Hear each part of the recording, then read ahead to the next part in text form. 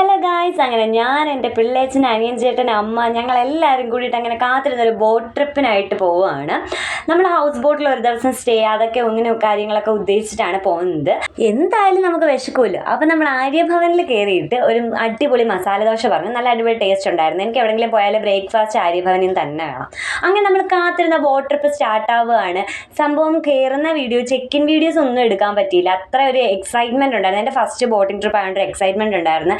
കയറിയപ്പോൾ തൊട്ട് പിന്നെ സ്പീക്കർ എവിടെ, അതെങ്ങനെ കണക്ട് ചെയ്യുക, ആ കാര്യങ്ങളൊക്കെ നോക്കി കണ്ടുപിടിച്ച് കണക്ട് ചെയ്ത് പാട്ടും ഡാൻസും ഒക്കെ ആയിട്ട് സംഭവം ബോട്ടിങ്ങിന് പോയിട്ട് അതിൻ്റെ സൈഡിലെ വ്യൂസ് ഒന്നും നമ്മൾ കാണാനൊന്നും മെനക്കെട്ടില്ല. നമ്മളൊരു ഫാമിലി ടുഗദർ എന്ന രീതിയിൽ അടിച്ച് പൊളിക്കുകയായിരുന്നു ഞങ്ങൾ, കുരുട്ടുകളും ഞാനും എല്ലാവരും. പിന്നെ എന്തായാലും കുറച്ച് ഷോ ഓഫ് കാണുമല്ലോ, ബോട്ട് എങ്ങനെ ഓട്ടിക്കാം, ഞാൻ ഓടിച്ച ബോട്ട് മുമ്പോട്ട് പോവുക, അങ്ങനെയൊക്കെയുള്ള കാര്യങ്ങൾ. പിന്നെ എൻ്റെ നാത്തൂമാർ, എൻ്റെ ചേച്ചിമാർ, ഞങ്ങളെന്ന് പറഞ്ഞൊരു പൊള്ളി ഫാമിലിയാണ്. മീൻസ് എപ്പോഴും വൈബായിരിക്കും.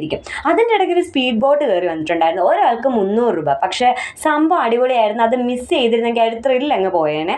പിന്നെ ഞങ്ങളുടെ രാമൻകുട്ടിയുടെ കുറച്ച് കുസൃതികളും അവൻ്റെ വീഴലുകളും ഡാൻസും ഒക്കെ കണ്ടിട്ട് അത് എൻജോയ് ചെയ്തു. ഞങ്ങളുടെ ഈ ഒരു ഒത്തുകൂടൽ നല്ല വൈബ് ആയതുകൊണ്ട് തന്നെ എനിക്കാണെങ്കിൽ ഷിപ്പ് ടൂർ ചെയ്യണം എന്നുണ്ടായിരുന്നു, ചെക്കിനും ചെക്കൗട്ടും ഒക്കെ ചെയ്യണം എന്നുണ്ടായിരുന്നു. പക്ഷെ അതൊന്നും നടന്നില്ല. ഈ ട്രിപ്പിൻ്റെ എക്സൈറ്റ്മെൻറ്റിലും എൻജോയ്മെൻറ്റിലും ഇങ്ങനെ അങ്ങ് നിന്നു. എന്തായാലും ഒരു ഫസ്റ്റ് ഡേ ഇങ്ങനെ അടിപൊളിയായി പോയ സ്ഥിതിക്ക് സെക്കൻഡ് ഡേയിലെ വിശേഷങ്ങളായിട്ട് ഞാൻ തിരികെ വരാം. ലൈക്ക് ചെയ്യാനും സബ്സ്ക്രൈബ് ചെയ്യാനും മറക്കരുത്. Bye bye.